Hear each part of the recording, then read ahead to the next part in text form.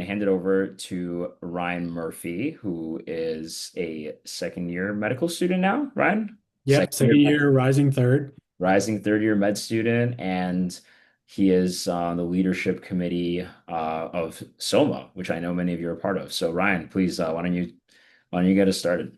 Yeah, thanks everybody for tuning in. We have a really exciting event tonight with Matchpal. We've got some really awesome physicians here from a number of different specialties, as you'll see. So please come ready with questions and let's give them like our undivided attention. We are going to cover a whole bunch of topics that I think will be helpful for OMS 1 all the way up to OMS 3 and 4s and everybody in between.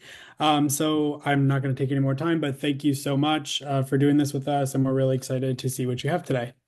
Awesome, awesome. Yeah. So, yeah, we'll do a quick round of introductions and then we'll jump right into it. So, my name is Dan. I'm a rising fourth year interventional radiology resident in New York City. And, we're here with Matchpal. We're here to chat with you today about all things related to the road to residency. And with me, I have some amazing, like I said earlier, friends and colleagues that some of which I've known for a very long time, some of which that are newer to the team and to the group. I guess first we'll go in order. Yeah, Kennedy, why don't you tell everyone hi?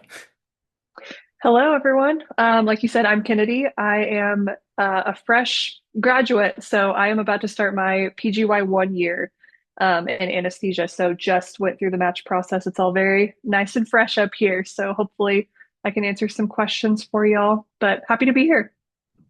Awesome, Ian. Hey everyone, I'm Ian. I'm a PGY3 second year radiology resident at Medical College of Wisconsin. Excited to be talking with y'all today. Love it. All right, Andy. Hi everyone, I'm Andy. I'm also an incoming intern in general surgery, matched at University of Hawaii. Some of you guys might recognize me if you were to any of the AOA House of Delegates. Worked closely together. I was on CSGP, so also very excited to get to know everyone. Love it. Joe. Hey everyone, my name's Joseph. I'm also a incoming first year resident. I'll be starting my TY year with the University of Miami before going into a dermatology residency down in New York at St. Barnabas Hospital. Really excited to chat with you guys today. All right, and finally, Mike. Hey everyone, I'm Mike. I'm a rising second year resident in PM&R at National University Medical Center on Long Island. Happy to be here. Thanks to you guys for coming out. Love it. All right, so let's jump right into it. So we have a lot of things to cover today. It's going to be jam-packed with everyone kind of chiming in at different points. But basically, we're going to talk about practices for third and fourth years to consider for rotations. We're going to talk about some recent updates to ERAS itself. We're going to talk about anything that we feel like you should know about selecting programs, signaling them, how to actually apply. I feel like that's a big question that we hear a lot about is like how many programs do I apply to? The signal tokens are pretty new. We'll give you some tips of the personal statement from the things that we've seen from writing them and revising them for many years. And then we'll talk about sub-Is, which I know is also front of mind for a lot of people, especially the rising MS4s. So without further ado, we have a pretty wide audience today. You guys may be at different points on this timeline.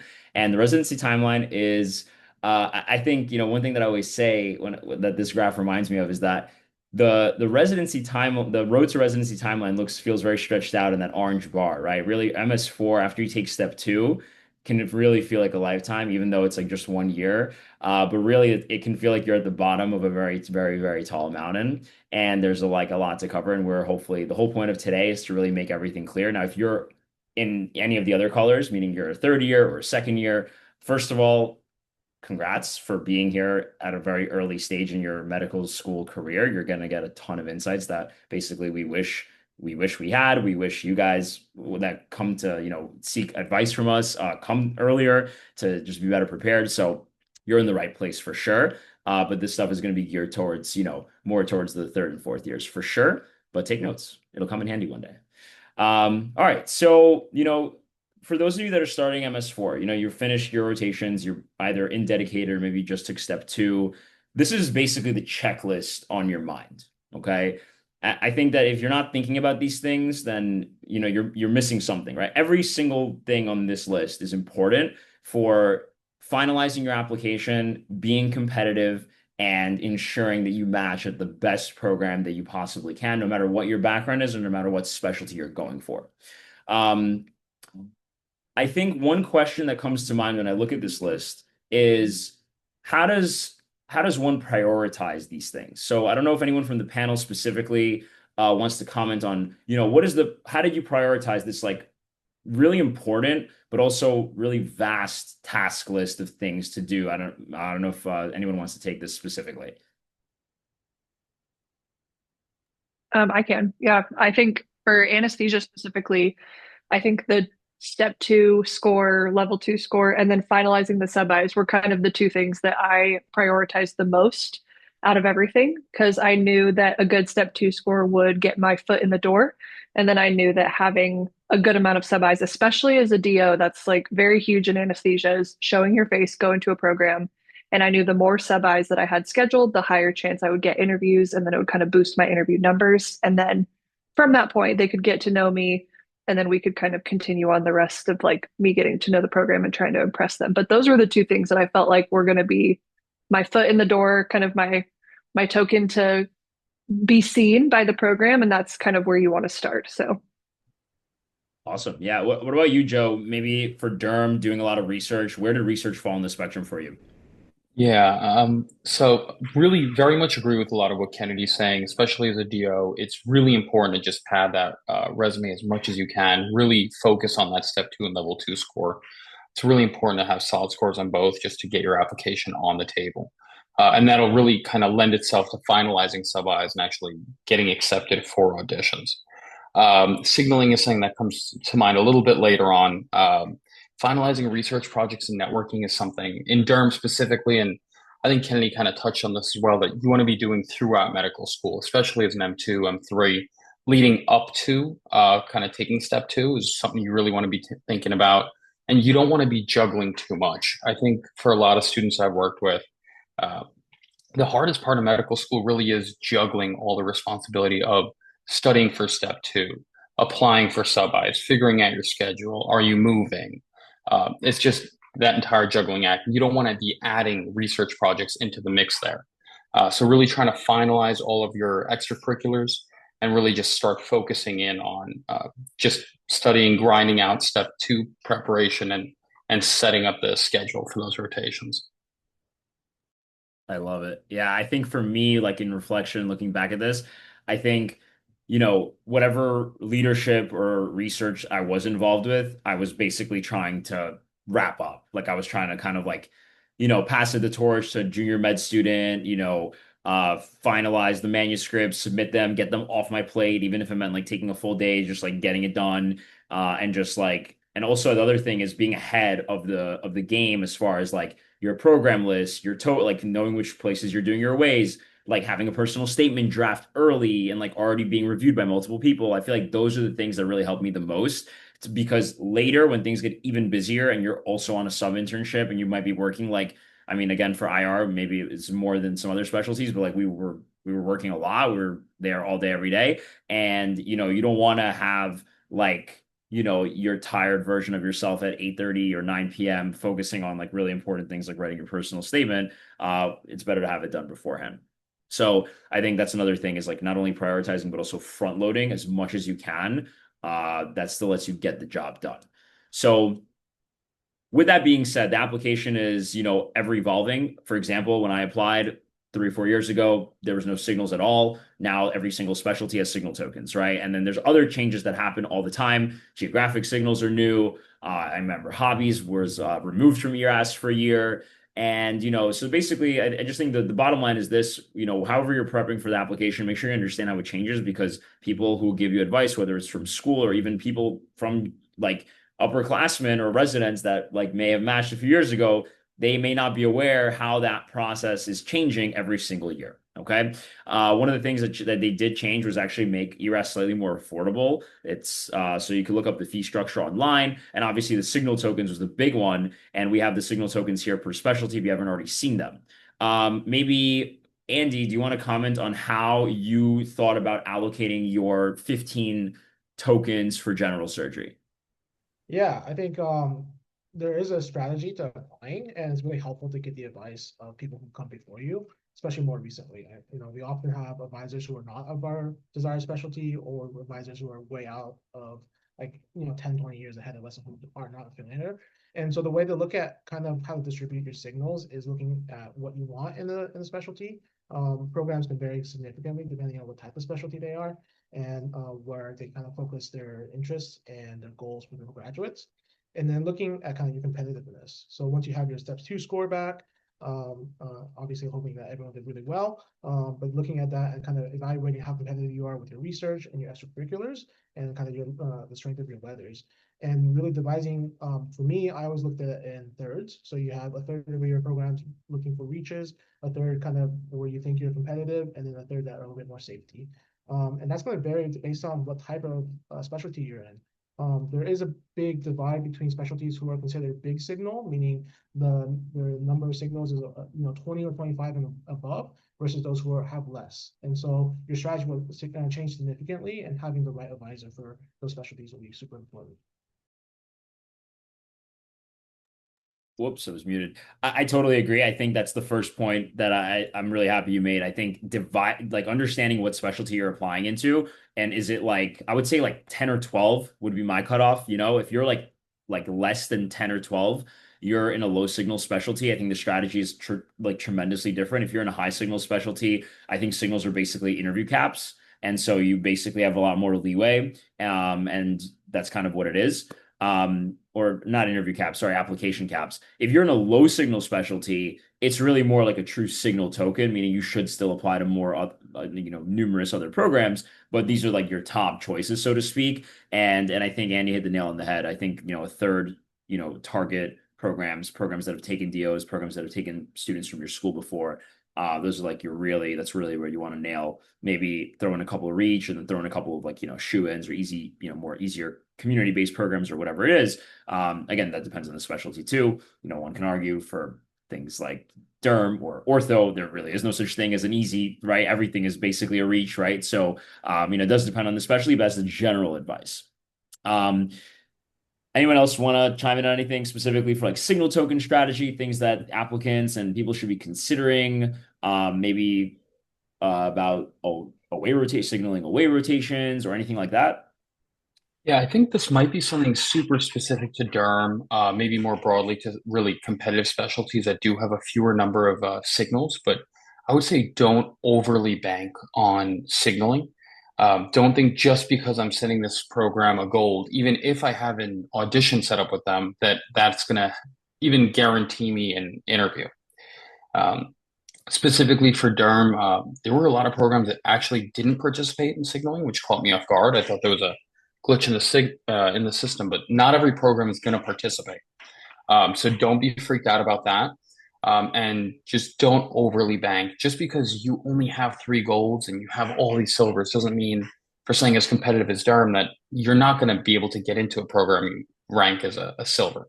So they don't always carry the weight that you think they might. Right.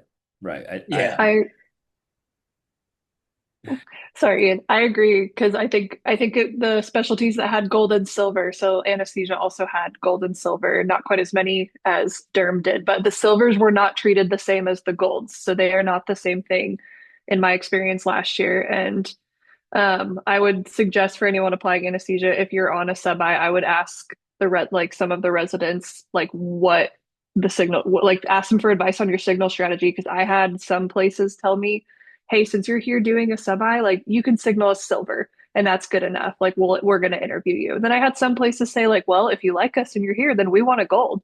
And not everyone treats it the same. And I did a lot of research on places that interviewed high silver signal numbers. So I was very, very safe with my signals, and I played it a little bit not risky, but I took a little more chances on the golds, and then ended up getting all of my golds and most of my silvers in interviews, but I played it very safe with the silvers. Ian, did you want to add anything? Yeah, I was just going to say 2 points. So one, just to reiterate what Dan said about these large signal specialties kind of having a pseudo application cap. If you look at these specialties, ortho, ENT, plastic surgery, with the exception of, I guess, PM&R this year, which recently increased its number of signals, these are very competitive specialties. And the interview rate for osteopathic students applying to non-signaled programs is far, far, far below 1%. It's a little bit higher for MDs that did not signal, but it's still really low. If you're going to be applying to one of these specialties or maybe dual applying, it really is not going to behoove you to like apply to every program in the country. Programs are doing a pretty good job of kind of sticking to more or less this like pseudo application cap.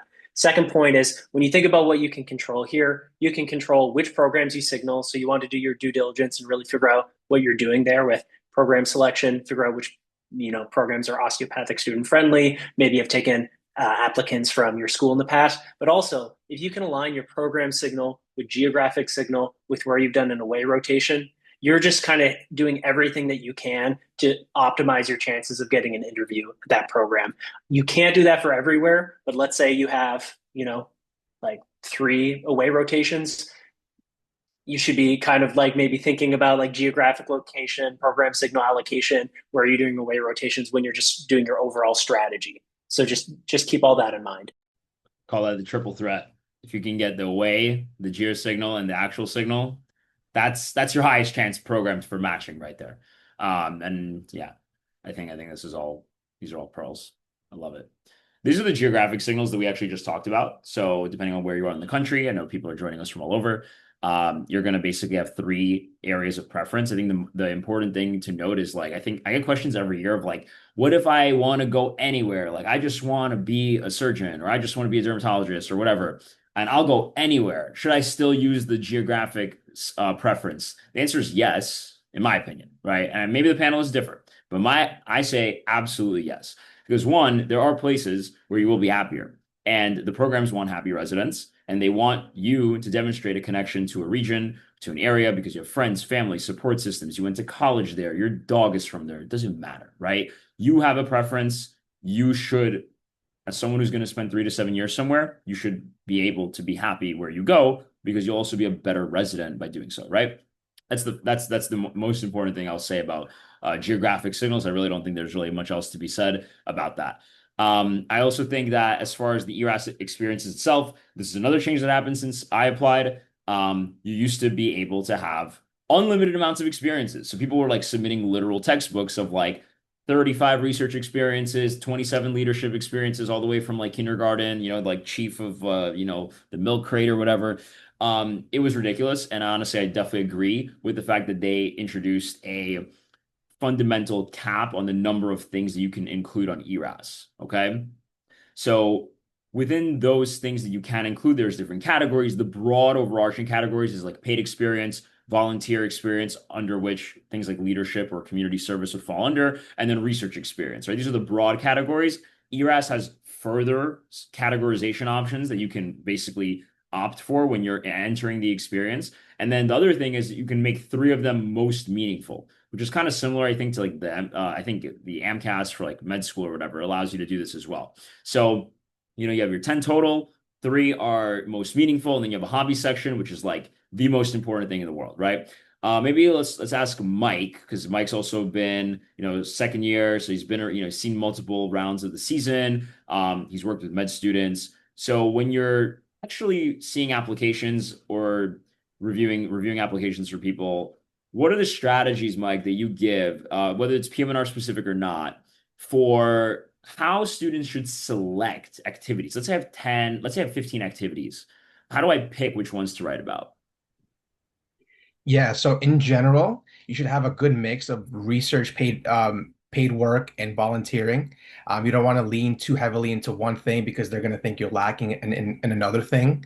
And you also want to pick the one that you're most passionate about, the ones that you can talk at length about, the ones that you've done maybe the most time, not necessarily, but even if you've done something like 3 or 4 times, but you're very passionate about this, you hope to do this activity in the future, you want to continue it into residency, that should be some of your most meaningful.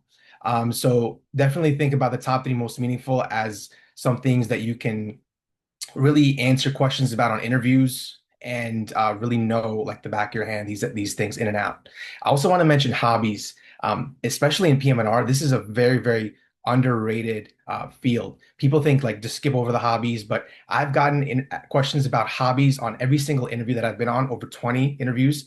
Everyone asks about your hobbies. So make sure that you have good hobbies. Obviously, everyone does something, but make sure that you can talk about these hobbies. Pick something unique that maybe only you do, or like only a few people do, that people are going to look at and say like, wow, that's really interesting. Let me ask you more about this. So um everyone like reads, cooks, and things like that, which you can include, but also make sure that there's something that is really stands out to the reader, and they're going to be like, oh wow, I really want to learn more about this guy. Let me pick him for an interview. Yeah, I couldn't agree more. And I think radiology is another one of these fields where like hobbies is extremely important because there is a lot of downtime and people are working together in confined spaces for a very long time and they care a lot about who's going to be joining them in that type of environment. And so, I think on my interviews, there's not a single interview that I wasn't asked about my hobbies multiple times. And I think Mike talked about this, and I see this all the time. Like every season, I see the applications and I see tons of people write the generic hobbies that don't make me interested in them, right? Again, things like cooking. Like if you cook for yourself 3 meals a day as a human, that is not a hobby, that is a life function. Okay.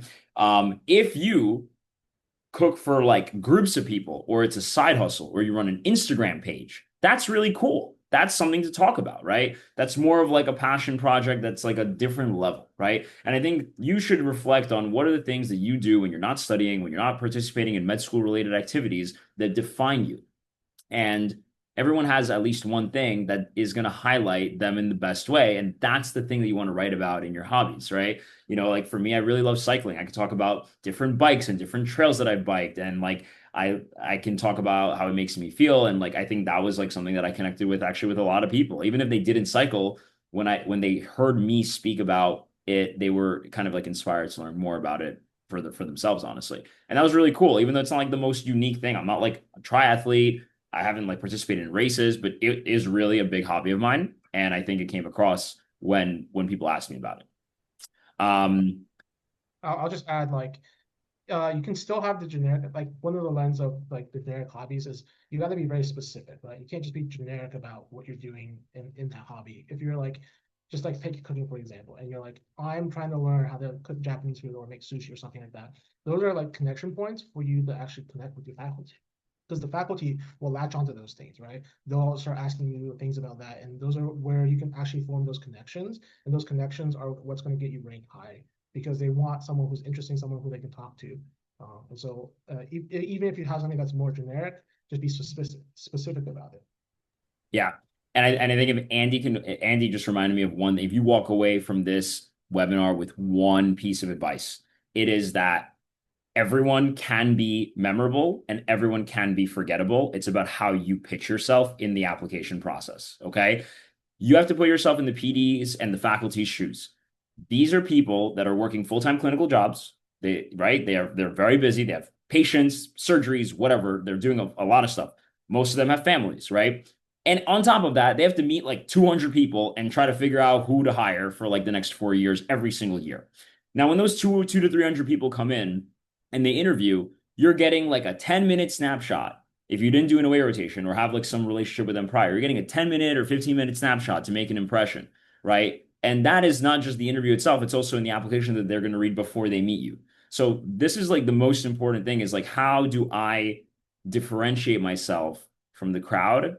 If you put yourself in their shoes as seeing like everybody has solid scores and everybody has research publications of some kind and everybody is a good person on paper and whatever, right? If you consider all that and now you bring yourself to their perspective, like what makes me different from that? And if you can capture that throughout your application, you will be extremely successful in this process. All right. So this is like a slide that says choosing programs for ERAS. This is also choosing programs for in the era of signals, this is choosing programs for signaling, right? And I think we talked about most of these things, right? Receptiveness to your academic background, right? Again, I'm not saying don't apply to places that have never taken a deal before. I love that. I think that everybody should try for that, especially if your application is at the level where you are competitive, right?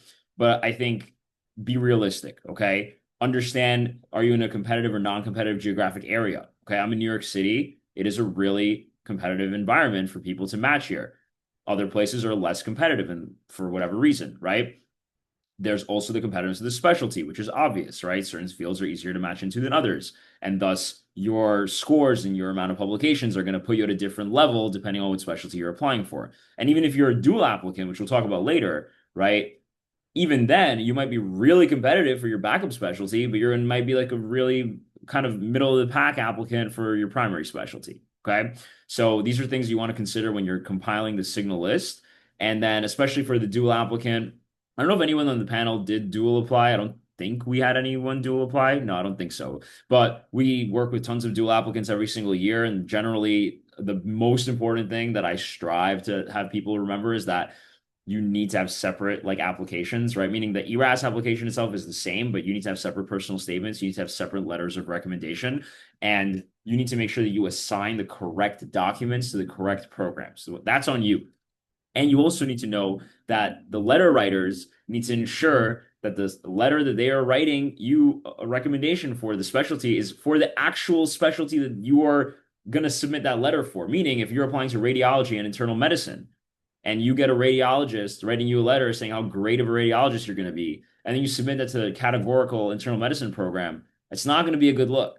All right. They're not going to want to probably talk to you because they're going to realize that you're kind of choosing them as a backup. Okay. It's very, very important to remember. So if you are in that position where you are dual applying, obviously separate personal statement sounds like a no-brainer. Make them different, make them actually catered to the other field. But the letters of rec is really important. Be open, honest, and transparent with your letter writers, and make sure that if you're getting one letter for multiple for like two different specialties from the same person, that they adjust the letter accordingly. Like they have to be willing to do that for you. Otherwise, it's gonna shoot you in the foot. And we've seen people get burned on this every single year. So be careful with that. I know dual applying in general is like on the rise. Everything's more competitive. People want to be safe. There's mixed opinions on whether or not to do it, but if you are going to do it right. Does anybody have it? I know we kind of talked about this a lot, so I'm probably going to move on in the interest of time to the personal statement. So let's see. Maybe Ian, you want to start us off with like, let's say you're like, I just finished third year. I just took step 2. I didn't even think about my personal statement yet. What is the framework that someone should use to basically like, how do they even start making a draft or a framework for writing the personal statement?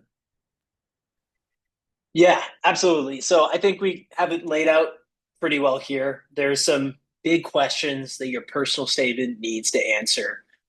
You kind of need to explain, what led you to where you are right now? How did you get interested in medicine and your chosen specialty? Those are like some big questions that you need to answer. And then the secondary thing is why, through your experiences and these anecdotes that you're going to explain in your personal statement, would you be an excellent resident in X specialty and an excellent future attending in X specialty? And why should a program want to take you rather than the next person? So the way I typically advise, applicants to kind of think about this is, coming up with maybe like a series of anecdotes that help through showing rather than telling to answer some of these questions. Your first draft, it can be way longer than one page. Just like get everything on paper, figure out what really sticks, what's consistent. Think about maybe if your application is a particular narrative, maybe you're like really service dedicated or research dedicated, and that kind of goes into your specialty selection. Your personal statement should probably kind of reflect that to some degree. It shouldn't be way, way different. And just like put everything on paper, get someone who you care about, who cares about you to like read it and like say, oh, this works, this doesn't. And that's like good first couple of steps from my perspective. Yeah. Cool. Yeah. Andy, Joe, Mike, anyone else want to chime in on this? Yeah, I'll add like there's another aspect to the personal statement that I think applicants should consider, especially looking at bigger specialties that have maybe a little bit more variety in the type of program that are offered, that your narrative and your personal statement should align with that, right? So if you have like a bunch of different activities that you can highlight or different anecdotes you can highlight, don't highlight the research anecdotes for a community program, right? Or don't highlight like your service and when you're going for a powerhouse research program. And so make sure that those things align. And sometimes that might be a slightly different version. But like make sure that you are also helping them select for you as the right applicant to achieve the goals that you want or the goals of that program. And so I think that's an important thing to think about when you're writing your statement. Right. And then I think that ties into the fact that you can have multiple versions of the same statement for the same specialty, even if you're not dual applying. I know that I customized my personal statement for the places that I did away rotations at. And I basically threw in a little anecdote that said, things that made me connect to that program, that area, that the month that I spent there. And I think that's a really powerful way to jog people's memory about you and about hopefully the positive impression that you left there. But I think I mean, I think even if you didn't rotate there, like Andy said, I think it doesn't hurt to have a more, if you are going to apply to more academic places, to have a more academically oriented statement and a community oriented statement for community programs, right? I think that's a really, really good strategy. Mike, you got anything else? Any other pearls? I think, like you said, customizing is a great way to really show the program that you're interested in that specific program, that it's not like a generic statement that you're sending to everyone. And other than that, I think, yeah, I think you really want to get across what's going to make you a great resident. And what's specific. Oh, one thing also I wanted to mention that as best as you can, you shouldn't reiterate in your personal statement things that you have in other places of your application. You're never going to go 100%, but you want the personal state, you want to maneuver, like kind of place yourself in the best position to showcase as much of yourself as possible. So you don't want to reiterate things that are in your ERAS, are in your, other places. Of course, there's going to be overlap, but I love including personal anecdotes from rotations in the personal statement. That's really not going to be in any other place, like patient interactions, like things that really tug at the heartstrings and things that no one else is going to have, like because they're your experiences in your personal statement. So as best as you can, think of things that are not in your other places in your application and write about that and see if you can frame that in a way that makes you stand out as a potential future good resident. Right. Yeah, I think what Mike's saying there is so spot on. There's really very few places on your application where you can really point out to a program that they're one of your top choices. I think outside of signaling, customizing that personal statement, using those specific anecdotes, saying, one of my biggest mentors was from your program. One of my most impactful patient encounters was from the time I spent with you guys. I learned such a valuable lesson from your residents. I think that's one of the really just best ways to tailor and show a program that they really are one of your top choices and that you really care about ending up there. And just to answer a quick question that we had in the chat, you can recycle a personal statement for your specialty for a transitional or preliminary year application. So I know for me, I just used my generic one that I hadn't personalized to a program, and I had no problem matching in. Yeah. And I think the last thing I'll add is just make sure that it's a story. Okay. All the points that we just said are incredibly valuable and accurate, but do not say, I will be a great resident because, right? Like that's not really exciting. I think get creative and tap into like building a real narrative and storyline that's chronological order that actually shows these things like Ian was saying. That doesn't just like state it obviously. It's just like not really a fun or thing to read. It gives the impression that you didn't really put in a lot of time into it. So I will add that as well. And then I think the personal statement is also a really good place to talk about red flags if they pertain to you. If you have a failed rotation or a board exam, or you have to repeat a year, this is the time to talk about it. Confront it with honesty. Don't like try to sweep it under the rug. Actually, talk about what you learned from the experience and why you're actually better for it. And try to put a positive spin while also being honest about the thing that happened. That is obviously something that you can't hide in your application. So aways. Now, aways are going to vary for different fields, right? So for some fields, you're very actively participating, like a surgical subspecialty. They will use you as an asset to the team. And in other fields, you tend to be less hands-on and more of in like a learner's role, meaning you're not necessarily directly contributing value to the efficiency of the team, but you're more so there to just learn, get a vibe, and just kind of try to get along with people and make an impression with like the knowledge that you have rather than like the actual value that you contribute to making the team work better. And I think that everything on this list is pertinent regardless of which field you're going into. I think when you show up on day one, it's a new place. It can be scary. You're being evaluated from the first time you meet with the secretary to pick up your ID badge all the way down to the time that you're like actually one-on-one with an attending a resident in the OR or on rounds or whatever it is, right? So just like understand this is like a totally normal feeling, but the way you can do that is one, by being extremely prepared before you get there, right? So doing the prep work as far as getting a knowledge base, having resources at your disposal to like how to learn for this field, which is very different from studying for a shelf exam, right? This is not the same thing. Like clinical medicine and getting really good scores on UWorld, two completely different ball games. Okay, so understand, yeah, having that prepped before you step foot on your first away, critical. The next thing is understanding that as an away rotation, you're there to impress people. You might not be the only rotator. You might be constantly compared to the other rotators, and you need to stand out, but also maintain professionalism, right? So that's another important thing. And then the final thing that I will add before I open it up to the panel is I think meeting with program directors, I think people like take this for granted. Like this is not necessarily a guaranteed built-in part of being on the away.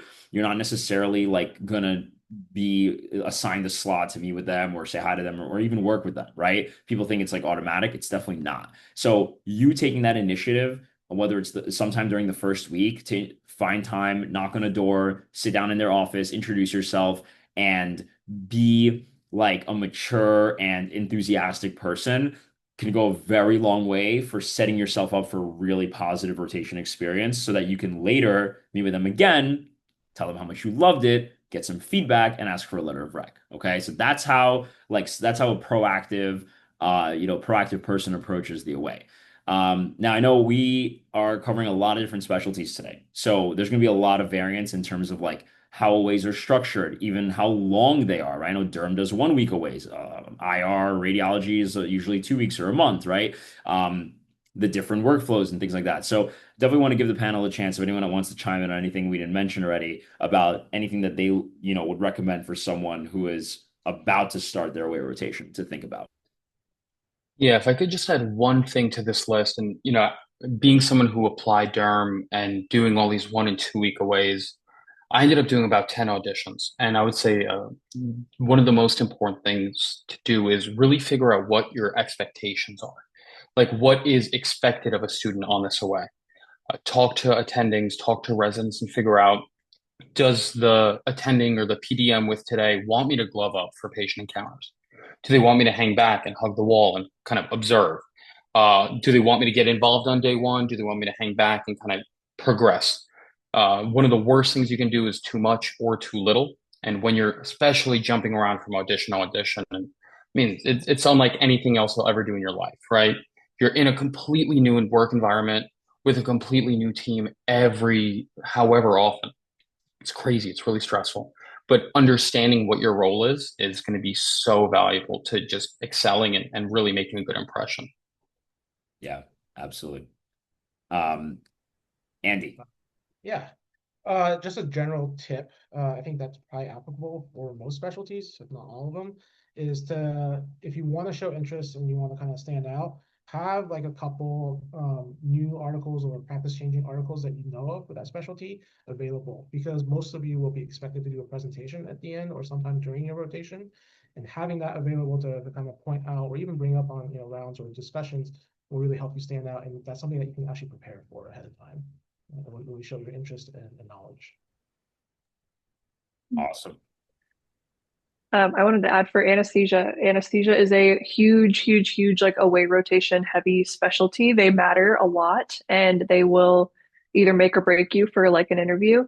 And we can kind of when we do the Q&As later, like specialty specific, I can go into way more detail because I could talk about this forever. But I would say anesthesia is one of those specialties where you are expected to have some knowledge, but they don't really expect a ton of anesthesia specific medical knowledge of you, even as a fourth year, because most people maybe get 2 to 4 weeks of anesthesia their entire third year. It's not a core, like it's an elective. Some people apply anesthesia and they don't even get to do an elective. So the like practical knowledge, they really don't expect much from you. And I did auditions at like high level academic programs and community programs, and it was the same across the board. It's a huge vibe check. So for anesthesia specifically, the vibes matter. It matters if the resident wants to hang out with you because you're going to be sitting in the OR with them for sometimes hours on end. So if you're cool to hang out with and you're fun to talk to, that's going to be a huge bonus.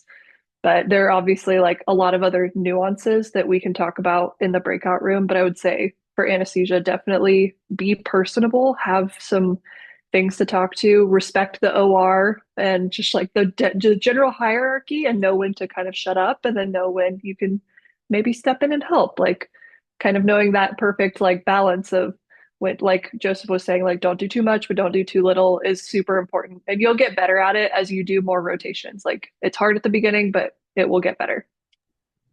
Absolutely. Yeah, they do get easier over time. And by the time you get to your like third one, if you are doing three, you're like you kind of like master what your actual role is at that point and like a lot of the knowledge that is expected of you. Now you're just kind of adjusting to like the new environment because you're like in a third new place. But you know, it does get better and like it does also really pave the way for understanding what it's like to be in that specialty. And I have had students back out of a field after doing an away or two because they're like, whoa, this is way different than like the exposure that I had to this field as an MS3. Like this is a whole other ball game. I'm not in. And they like will very last minute reapply to something else, which is not a enjoyable situation, but probably a better one than going into a field for the rest of your life that you're not a fan of. And then I think the last thing I'll say about away is, you know, I want to mention that, you know, obviously the away rotation is the interview. I think most people know this, right? You know, if you don't do well in an away, it doesn't matter how good your scores are or how much research you have, you're not going to match that program. And that could be whether your performance itself was bad or because your knowledge wasn't there or because you just didn't vibe, right? Not everyone is going to fit in every environment, and that's totally fine, right? Obviously, the away rotation is a great opportunity to get specialty specific letters of recommendation. And also, if you want to get involved and have time and capacity to do research while you're there, I think it's a great way to kind of like continuously stay involved with the program after you leave, right? So if you're doing a case report from a cool case you saw while you're on service, you know, and now you're like writing it up and in communication with the resident or the attending after you leave, you're still top of mind for them. Right now, they're like still involved. They remember your name. They remember like that you were proactive and you were like involved. And I think that's a really, really valuable thing for you to try to do if you have the capacity for it. And then finally, I mentioned this before, talking about the rotation during your personal statement and interview, right? I think these are like really, really valuable. You can't miss this, right? You can't miss doing like discussing, like reminding them that you were there, reminding them of like why you liked it, and hopefully reminding them of like anecdotes and situations about why they liked you as well. All right, so we're gonna get into breakout rooms in just a second, but I want to tell you guys about the team and obviously about the platform for those of you that may not be aware. So everyone here is a really fantastic advisor for Matchpal, and we have advisors in every single specialty. And you know, we basically cover a really, really focused nuance of all the things you see here. A lot of things that we cover today, you know, general guidance for like picking a specialty all the way through actually navigating the match, the statements, the application, the interviews, and obviously clinching your dream program because we've basically, you know, we're here because we feel like a lot of schools are not doing the best job at advising people. And hopefully some of the advice you heard today is stuff you already knew, but I'm sure that a lot of you have heard things that you may have not have heard before. That's the whole point of doing the webinars. And it's also the whole point of why we exist as a platform to ensure that people have access to resources that schools might not be providing them. So in addition to like advising for VSLO and residency, we have tutoring for the boards. We have a bootcamp series that we just launched for a couple of things that we'll talk about in a second. And yeah, we just wanted to put you guys on the radar. So if you ever need someone in your corner, we're here and we're happy to help for regardless of what you're kind of where you're at in the med school process or what your goal is. The team is huge. We cover like every specialty. So this is just a small sliver of it. And we've worked with a lot of people over the years for every field. And I think we do a pretty great job at getting people into the specialty that they want. And, you know, in addition to all of that, posting a ton of free content along the way. So, you know, if anyone who knows about us from social media or from our website, you know, we have blogs, we have newsletters, we have like almost daily posts on Instagram of like things that you should be thinking about. And actionable strategies that you could be taking to be a better residency applicant. That's like really our focus, is just like giving you the tools that you need, that we wish we had someone giving us directly when we were in your shoes. The boot camp thing is really new, and I think it's a really amazing thing that we created. So we have the OMM boot camp, which is basically like a Comlex resource for anyone out there studying for Comlex 1 or 2. It's like 150 OMM practice questions, 40 videos, and it's all designed with like Comlex in mind, and it's built by one of our fantastic advisors and an OMM fellow, Dr. Foss. Couldn't be here today, but we did a great job with this, and a lot of people are already using it and loving it. So that's one thing that we created. And then we also created some specialty specific boot camps for people who are like about to go into their sub-I and have no idea what to do and want to prepare. So we have like one for anesthesia with tons of like actionable like knowledge that you'll never learn, like how to actually use an anesthesia machine. So people, when they ask you about that, you don't like have no idea what's going on. How to do a pre-op assessment, PIM questions, farm review, the whole nine. And then we did the same thing for orthopedic surgery as well. Tons of practice questions, knowledge. Ortho is like a notoriously PIM heavy field, and this is like built by chief residents that have been teaching ortho to junior med students and junior residents for like 5 years. So really comprehensive resources out there. If you're interested in those fields, I think these are like a no-brainer to add to your toolkit before you step foot on your first sub-I. For anyone that wants to get in touch with us, we have our socials here. We have our this QR code will take you to like a free console. If you just want to chat with us, learn more about working with anyone on the team, no matter what specialty you're going into or what you need help with, or just want to chat and get like a random, get a second opinion on something that you're dealing with for med school, reach out to us. Someone will contact you and we'll kind of chat with you and kind of guide you on the next steps. And we'll drop the link actually in the chat as well, so that you guys can have easy access and we can get on to our breakout rooms as well. All right, guys. So we're gonna close out the session. Thank you everyone for joining, and thank you for our panelists for their time and their effort today in answering questions and providing these valuable insights. Like I said earlier, if you guys want to chat with anyone from the team about any questions that you have, or about working with us, or about what resources we have, fill out the form. We'll reach out to you. And definitely, even if you don't want to work with the team, definitely follow us on socials. We post all of our free advice there every single week. So yeah, I think you guys are great, and you asked some amazing questions, and we look forward to, seeing you guys out there doing an amazing job on your sub-Is and your clerkships and your exams, and we're happy to support you along the way. And again, thank you to the panelists. You guys are amazing. Thanks for your time.